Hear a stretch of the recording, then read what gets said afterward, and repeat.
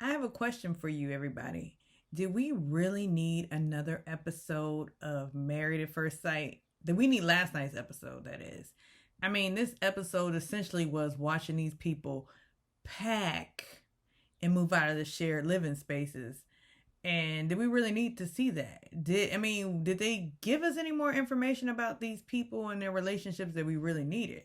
I mean, it was a continuation of the big cliffhanger of last week. Will Shaq say yes or no? Will he ask for a divorce from Kirsten? Well, we find out that immediately. Shaq said no, I want a divorce because Shaq said, I can't do no more. I can't do no more. I mean, I did everything, can't get closer, ain't no winning with you, Kirsten. That's it. Good night, everybody. I can't do no more. I can't. I mean, what you mean ain't no winning with me? We gotta get closer to each other, don't we, Shaq? That's what marriage is about. I think. And Shaq said, I cannot live up to your expectations of what it takes to be a husband. But Shaq, you had these weird expectations of wanting Kirsten to come to every single work event, which is odd because who does that?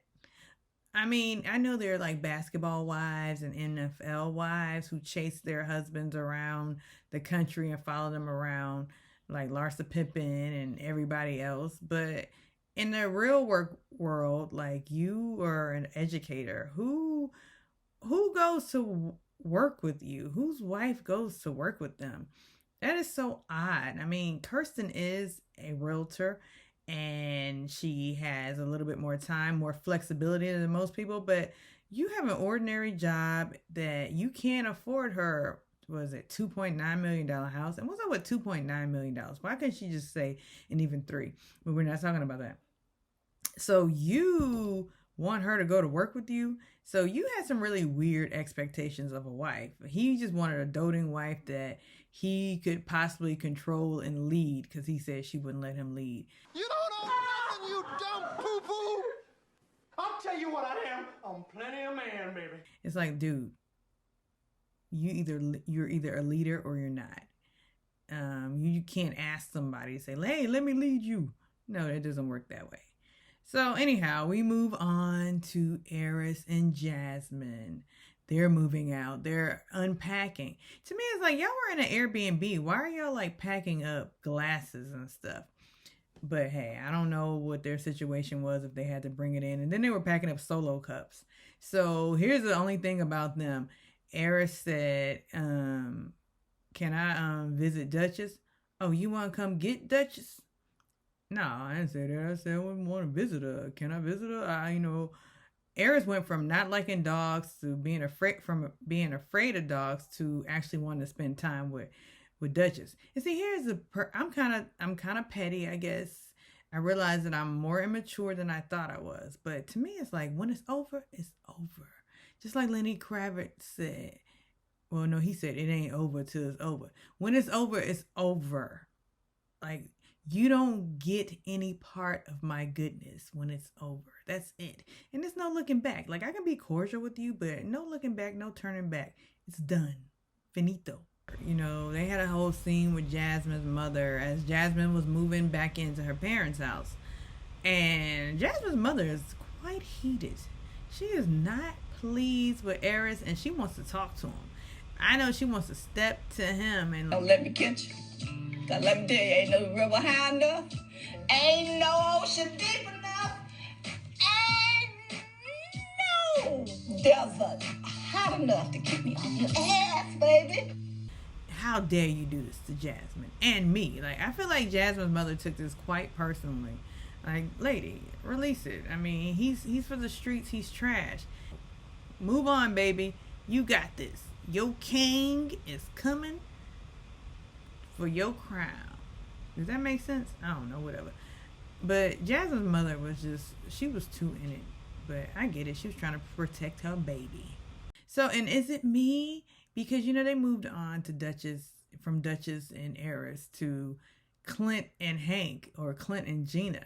And is it me or Hank? It's just a fatter, ungroomed version of Duchess. Is Duchess a golden doodle too? But Hank needs some grooming, and I'm thinking like, Gina, don't you work at a salon? Don't you care about a perfectly coiffed dog? But other than that, it was just, who cares?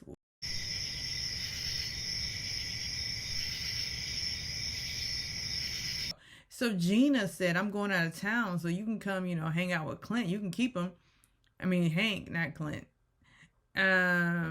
Gina, you trying to get a free dog sitter. I see what you're doing, and I'm here for it because let me just tell you this. Dog sitting services are expensive. If you want to go out, like if you're going out of town, you must budget for your dog to have a vacation stay at someone else's house or in a kennel. How do I know? Because I dog sit or dog check-in. I do dog check-ins and cat check-ins for people. And I used to have dogs come to my house. And it will run you anywhere from $30 to $50 a night. So that's a whole plane ticket if you're gone away for at least a week. So Gina said, look, Clint, you're going to be my dog sitter. And it works for Clint. It works for everybody. It works for Hank. Hank's going to be happy. Hank's going to get those walks he probably doesn't get with Gina. So, okay. So then we go back to Kirsten. They were talking about, Shaq was talking, and this is something I caught. And you probably caught it too. That she said, I don't want to talk to him. And they cut to a scene where Kirsten was shooting a finger like, bitch. And Shaq is in his feelings. Like, Shaq, why are you in your feelings? It was a horrible, tragic situation. Had you said yes, you would have still been in your feelings because Kirsten just doesn't like you. She doesn't like you. And Gina doesn't like Clint. And Eris doesn't like Jasmine. And I can almost bet that Chris doesn't like Nicole, but he's just like in too deep and he's such a punk. Buster, mark ass Buster, that he can't like separate. Chris seems to be one of those types of people who knows the relationship should be over, but he doesn't know how to get out of it. And also, you said you were gonna leave right after I got on the plane. No, I want to see you take off. Well, then I guess I'm going to Yemen. I'm going to Yemen. When we get to Yemen, can I stay with you? And so he said yes to Nicole, and now they have apparently signed a lease agreement, and Nicole's still like, well, is there gonna be a clause where if I talk too much? She is so self-deprecating and lame. Nicole, you are destined for divorce from Chris.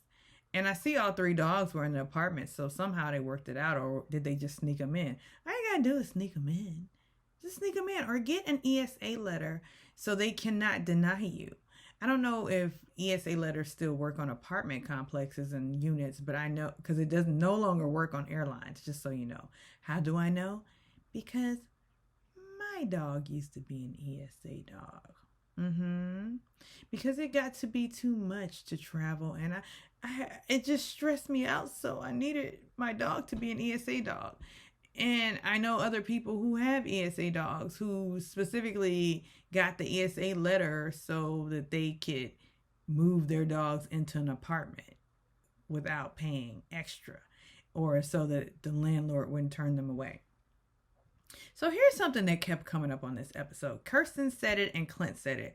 Well, I just don't want to start over all over again. I'm trying to get it out without, my lips like Kirsten. How does she do it? She has another career in ventriloquism. But she said, I just don't want to start over. Yes, man. You're going to have to start all over again. You're going to have to start from scratch. And where the hell is scratch? I'm going to be, you never really quite started. It's only been 2 months. 2 months in the real life is equivalent to maybe 8 dates. So unless you like really into the person and you're seeing them multiple times a week. So you're not really starting over. And why are you looking at it as that? Like Clint said, I'm 41 and I'm starting over. Not really, because you never started with Gina.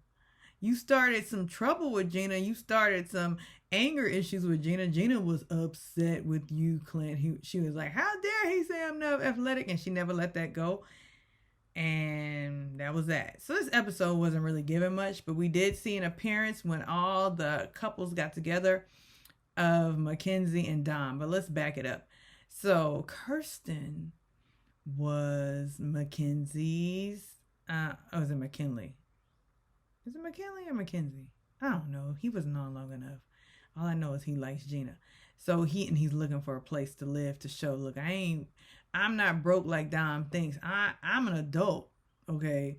So he and Kirsten couldn't even bother to show up to the listing to show him the house. She was on the phone. Oh, you got in? Oh, good, you got in. Okay. And my thing is, Mac, do you need all that house, just you? Or are you gonna have a weed farm at that house? Because why do you need that space? I don't think he leased that or bought that or whatever. It was just a house to show. It could have been his friend's house who he was with. And who was that chick? But he did take a dig at Dom when they all went out. Ain't nobody crazy enough to marry you. So what you gonna do? Hire yourself to farm?